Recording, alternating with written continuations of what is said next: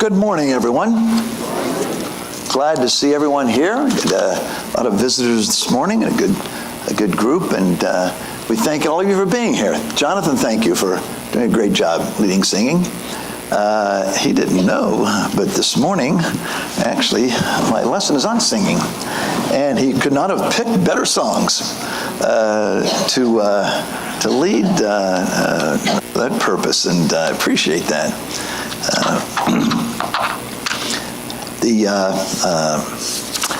As you all know, David is in the Ukraine for a couple weeks, and we'll be there, I think, for another week or two, I believe. And so some of us have volunteered to present lessons while he is gone. And as I mentioned, my lesson this morning is on the subject of singing. The Tech-Wise Family is a book that was written here a few years back by Andy Crouch. And it talks about various challenges that families have in the new tech generation. The book I'm currently reading, calling Irresistible, is a book that deals with the problems associated with the tech world. And actually, it goes into great detail about the addiction of technology. Matter of fact, there are apps today that you can get that will tell you how much time you are spending on your phone. And it is pretty amazing how much time people spend on their phone. One of the chapters in that book, he actually talks about singing. And he makes the comment that we have become a society where we are listening rather than participating. And he talks about how that years in the past, many of you remember, you would be driving along in the automobile and you would sing. The family would sing. If you had someone in the family that could play a piano, at home they were playing a piano and people were singing along with them. If you had a brother or father or an uncle that could play guitar, they would play the guitar and people would sing along with them. But what do we see today when people are together? We see people with earbuds in their ears listening to their iPhone. It's a picture that I wanted to put up here. There it is. This is a picture that I took as I was driving to Houston a couple months ago. And I stopped at a Starbucks to get a latte. And as I walked in, I saw this family, the mother, the father, and the three, I think there are four there, I think there's one behind there, children, boys and a girl, that had apparently were driving along, and I'm just guessing that the father said, let's stop at Starbucks and have a cup of coffee or something, and we'll just, we'll talk or whatever. Well, this is the picture. I couldn't help resist it. I got my iPhone out and I snuck a picture of it. I'm glad I did, because it fits perfectly with what we're talking about. They're all sitting there, all of them sitting there, not saying a word, looking at their phone. As I said, music today has become something we listen to rather than something we participate in. And I believe this trend is affecting the churches today. We have fewer people who are used to singing and more people who are used to listening. And that really is a big part of our society today, listening to music.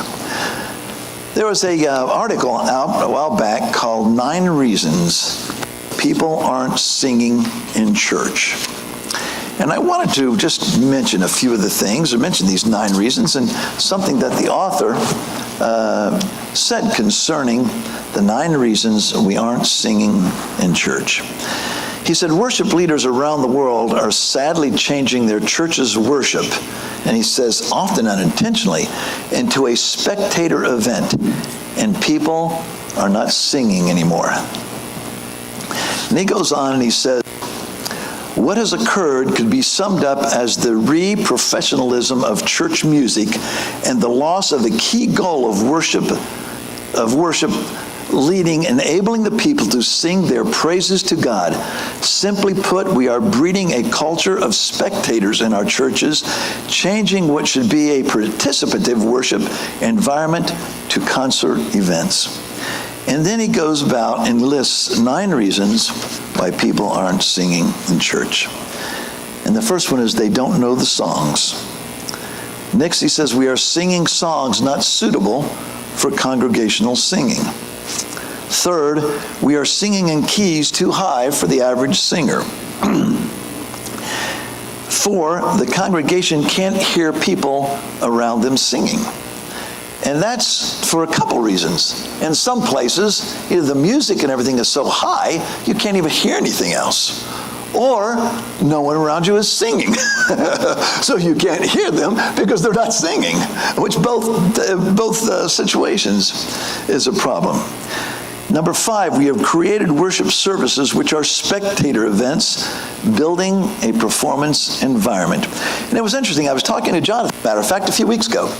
And many of you may know or may not know, I guess. Jonathan, I think, was a music major at Oklahoma Christian. And we were talking about this idea of music in the church. And I think it was Jonathan made the comment that initially people think that it's going to enhance their singing. And maybe for a brief moment it does in time. But after that, the singing begins to decline and the music begins to increase. And you see many religious organizations that it is basically, as the writer is saying here, a spectator event or a concert. Number 6, the congregation feels they are not expected to sing. And I think that's kind of an important one. I think sometimes in the church people get that feeling. I don't have to sing. I don't like singing. Or I'm not a good singer. And we'll talk about that in a little bit in a minute. But I think that is a problem. I think some people get the idea that they're not expected to sing. Number 7, we fail to have a common body of hymnody. Now, I don't know if he made up this word, Hymnody. It may be a word. But he goes on to explain basically what it is.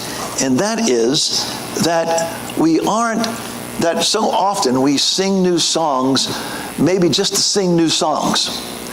And his point is that really a congregation should have around 75 songs that they sing, and they sing those songs until they know those songs, and until they know the tune and they know the words, and they can comprehend the words well. In other words, not changing so often that people are so busy catching up on the tunes and catching up on the words, they really don't sink in. And that's a challenge because most people, and I hear, we like to sing new songs and we learn new songs. But I think that is a challenge to sing the songs that people, repeatedly enough, that people know them and that they understand the words and it becomes part of them. Number 8, he says worship leaders ad-lib too much. Now, that's a matter of personal preference, I'm sure, but it was one of the 8 reasons. I'm sure that probably people had given him ideas on this. And we probably, in the Church of Christ, don't see that nearly as much as we would, as other religious organizations would see that, where you've basically got a lead singer up there and everybody sort of listens. And then number 9, which is something we've really worked on here, and I think Jonathan does a great job at it, and I think all of our song leaders, we all can improve certainly, but it says worship leaders are not connecting with the congregation. And I think in a lot of churches that's the case. And the elders here, we all just finished reading a book called When God Builds a Church. And it talks about organization. One of the big things it talks about in there is worship leaders. And we've really tried to put more emphasis in that. In many congregations today, and I guess our traditional attitude has been that the main reason we go to worship is to hear the preacher preach. and we hope he has a good lesson. And we critique his lesson after the church is over. But when it gets right down to it, the person up here, the worship leader, is really the one that's setting the tone for the worship service that morning. And many of us have been in situations where when that's bad, it doesn't matter how good the preacher's lesson sometimes. It just can't make it better if that's bad. And we in this church have really made an effort. And again, I commend Jonathan. He does a great job in really getting people involved and really directing our worship service. Why do we sing? Why is it important? You might be surprised to know that there are 500 references in the Bible to singing, and at least 50 are direct commands. Paul said you can tell someone is filled with the Spirit by them making melody, singing and making melody in their hearts. The largest book in the Bible is a book of songs, Psalms. You know, I think singing matters to God, and I think singing is important to God. And if it weren't, I don't think 500 times in the Bible he would be talking about it. And in many times directing us or commanding us to sing. Really, singing is a spiritual discipline.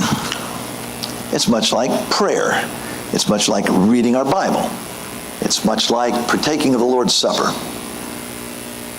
It's a practice in our life that connects us, in our worship service, connects us with God. James 5:13 says, if any among you are sad, let him pray. If any among you are happy, let him sing. Singing is a unique spiritual discipline in that it affects our mind, our body, and our soul. It affects our mind as we think about the words that we're singing. It affects our body because we have to move our lips to physically speak the words. And then it affects our souls because it has an emotional expression for us as we sing. How many of you, and I'm sure I won't ask for raising hands because I think everybody would probably end up raising their hand. How many of you have either been at a wedding or a funeral or in the car singing, on the radio, or at a church worship service when you heard a particular song and tears came to your eyes? I suspect every person here has had that experience. Singing affects us emotionally. And I think that's what makes singing really special. Because it affects us in ways not many other things do affect us. But what if we use this idea that, well, I'm not a good singer, I really don't need to sing? What if we use that same idea with other things like prayer? Say, well, gee, I just really don't care for it much. What kind of Christian would say that? Or even admit it, I'm just not too good a person. I just don't care much for it. I just don't like singing. I just don't like praying. Or, sometimes I just get tired of taking the Lord's Supper. And, I just don't think, it's really not necessary. There's no doubt that singing is a very special part of our worship service. Some people say that they don't like to sing or they're not good at it. I kind of disagree with that.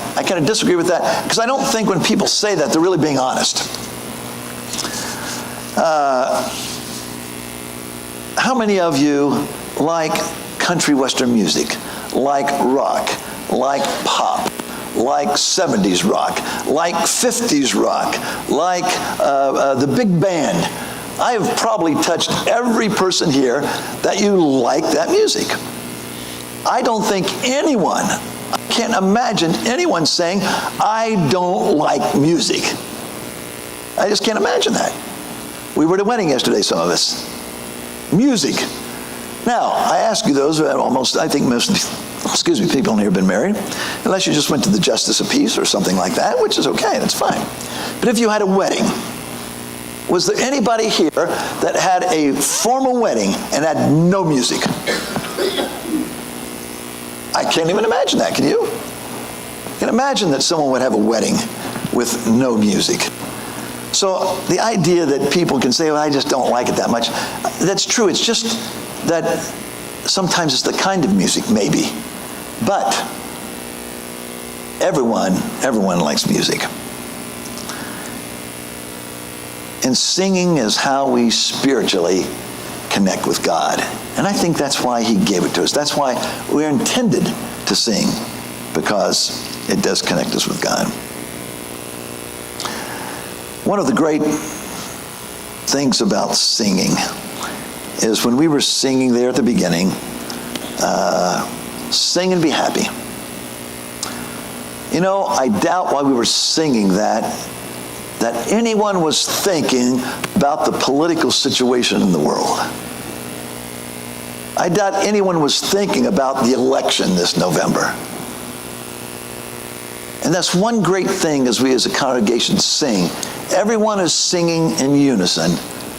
Everyone is singing the same words, and everyone is one. And I think that's part of God's intention as he designed us and wanted us to sing. Singing's connected to memory, no doubt about that. More than likely, many, if not most, and maybe all of us learned our ABCs. A, B, C, D, E, F, G, H, I, J, K. Isn't that the way most of us learned our ABCs?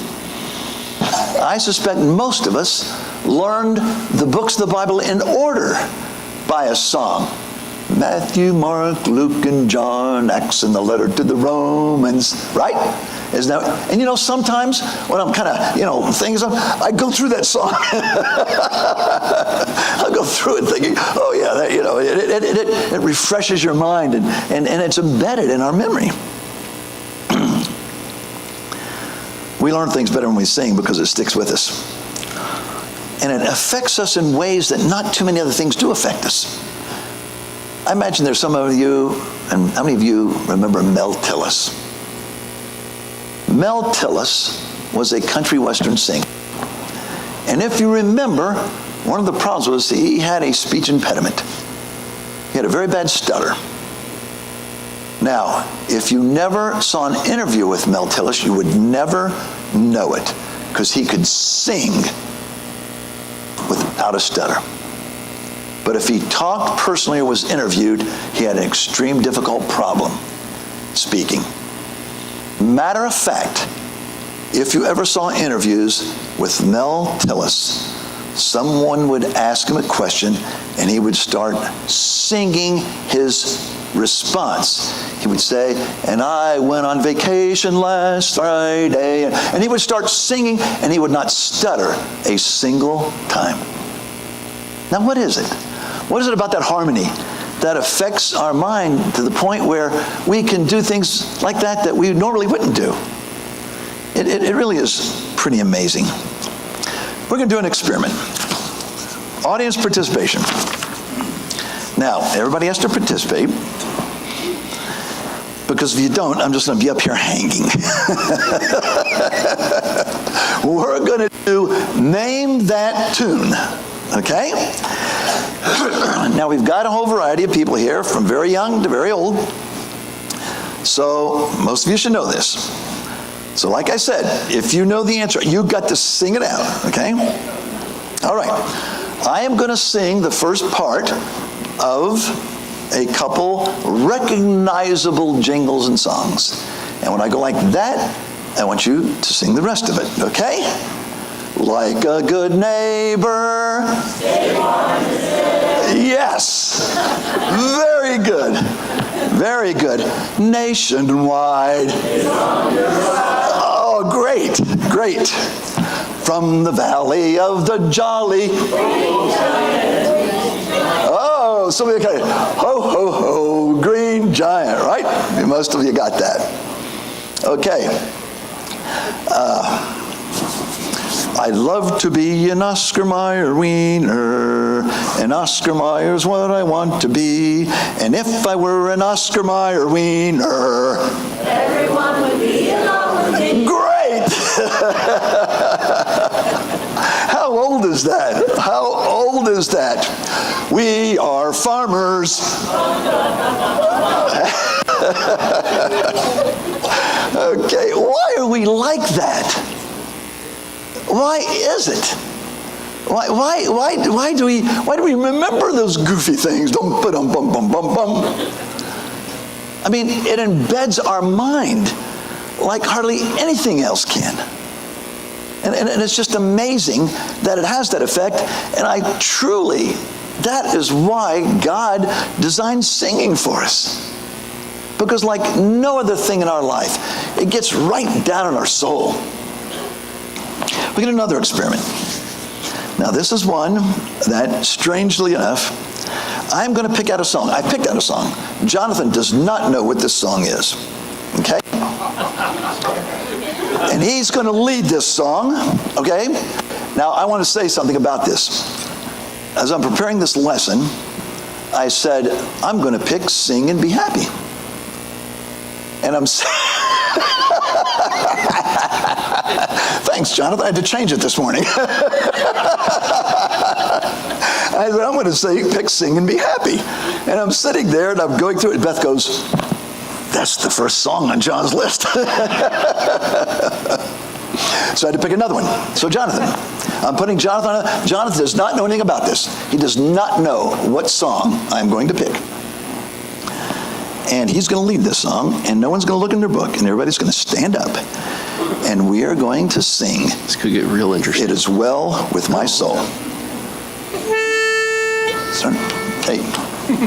When peace like a river attendeth my way, when sorrows like sea billows roll, whatever my lot, thou hast taught me to say, it is well, it is well with my soul. It is well, it is well with my soul. With my soul, it is well, it is well with my soul.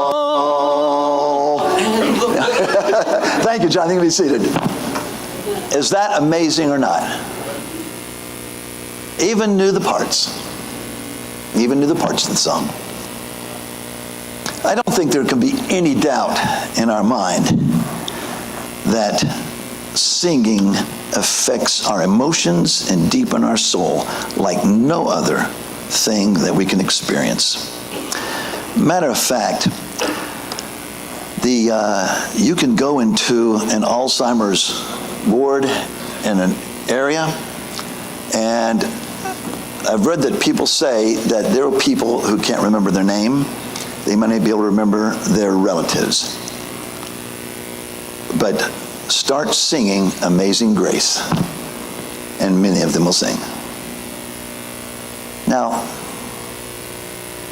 that's just intriguing, isn't it? That a human's mind could be so jumbled up with all the problems that are associated with Alzheimer's, but when they can hear something that is deep in their soul, they can put those words together like nothing else they can do.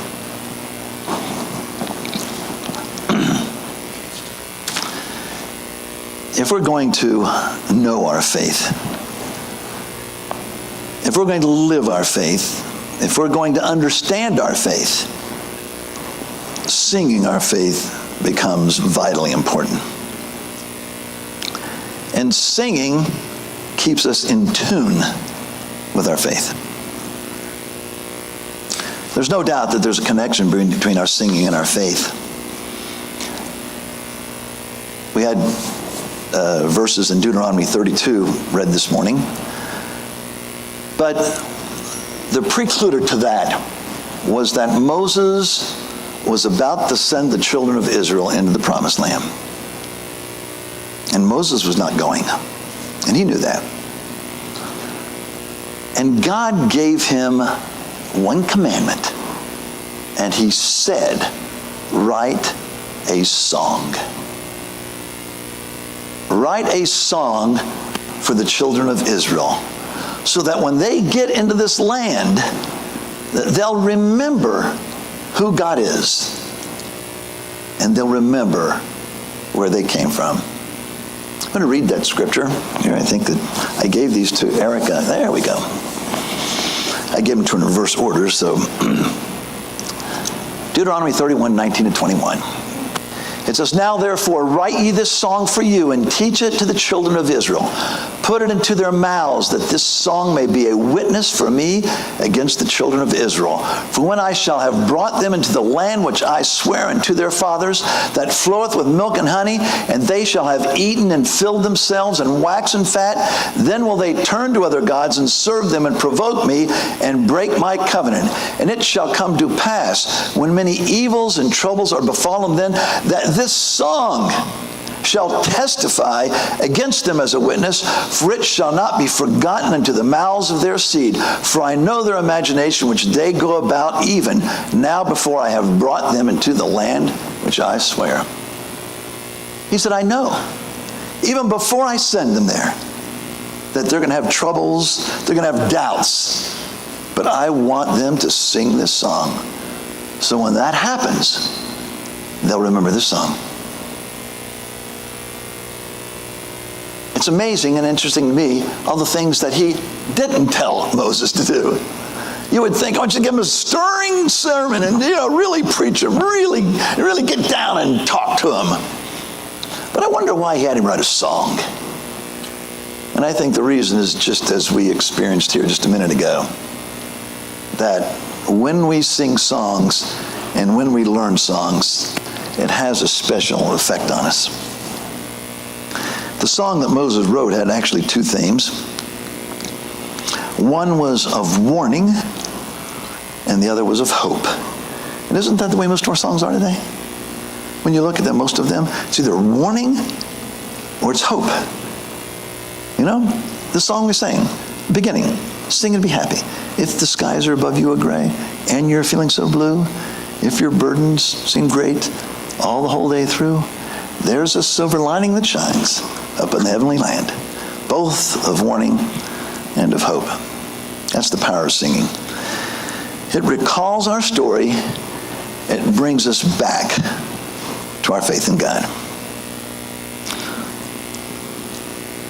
There are two songs that I just want to kind of recall here as we continue.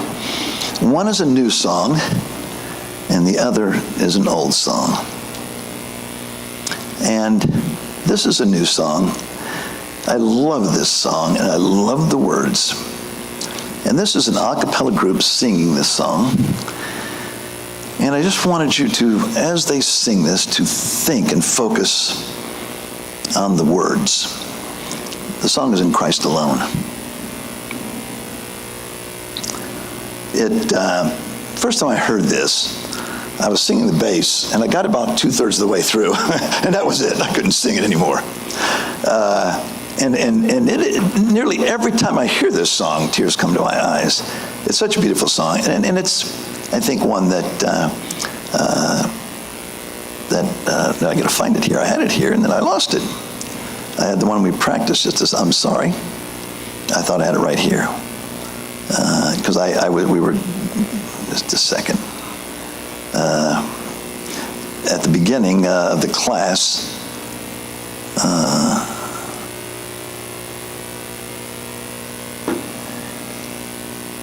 okay, here we go. I'm gonna. In Christ alone, my hope is found. He is my light, my strength, my song. This cornerstone, this solid ground, firm through the fiercest drought and storm. heights of love, what depths of peace, when fears are stilled, when striving cease. My comforter, my all in all, here in the love of Christ I stand.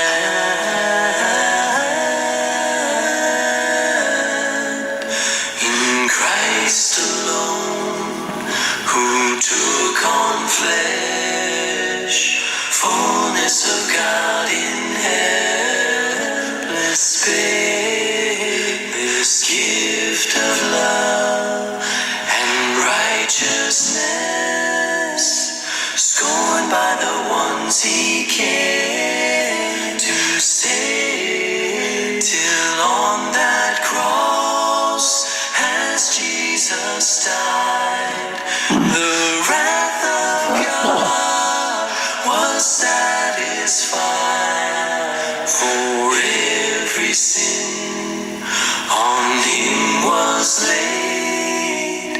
Here in the death of Christ I live.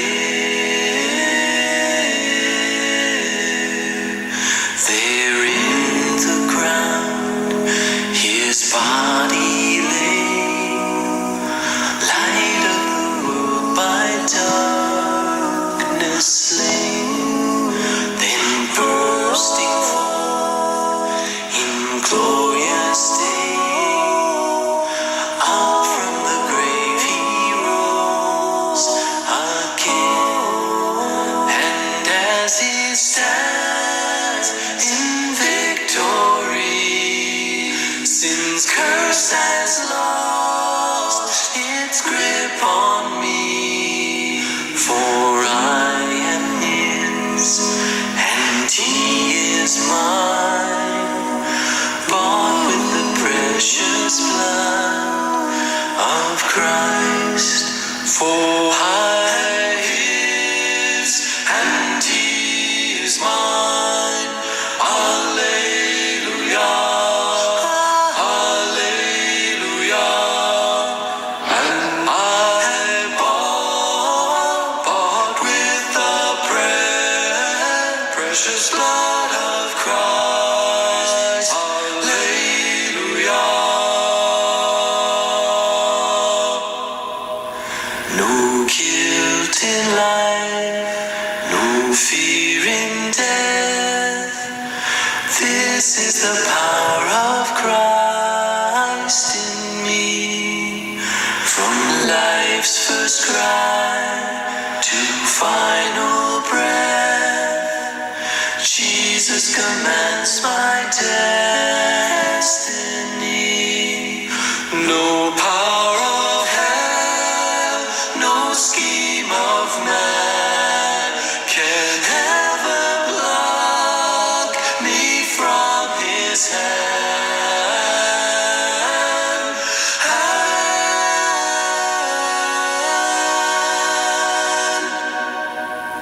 Till he returns or calls me home, here in the power of Christ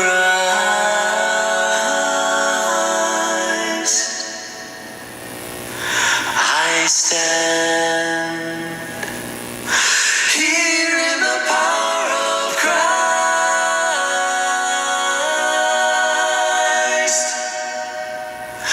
I stand.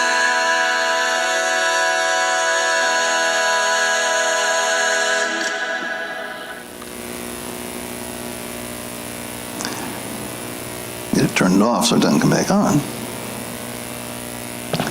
I just don't see how anyone could hear that whole song and not be convicted. As I looked out over the audience, these people bowing their heads and closing their eyes. And that's what music does to us. Like nothing else. Like nothing else. Another song by Fanny Crosby is a song, Blessed Assurance. We all know that song. Blessed assurance, Jesus is mine. What a foretaste of glory divine. Heir of salvation, purchase of love. And then it says, this is my story, this is my song, serving my Savior all the day long. And the thing that I think is so wonderful about that song is that it says, this is my story. This is my song.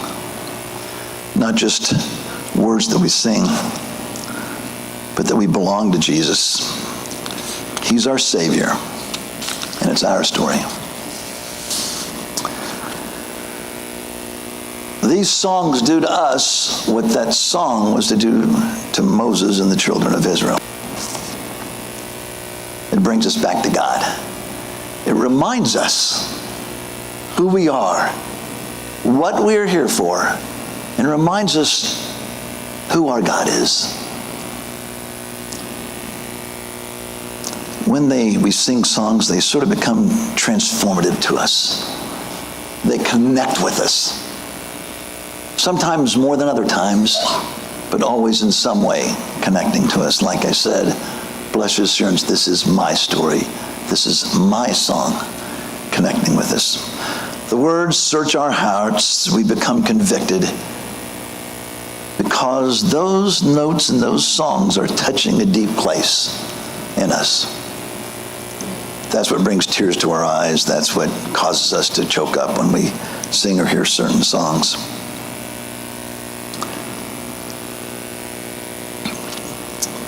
While we're singing, we also come to the realization that we must be true to what we are singing, which is another reason I think at times that tears come to our eyes. Maybe we know these words we're not singing, we are not living, and it convicts us, as those songs of Moses was to convict those children of Israel.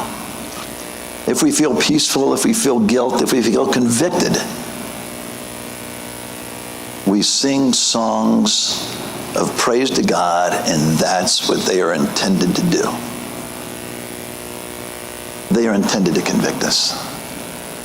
They are intended to touch us in ways that nothing else can.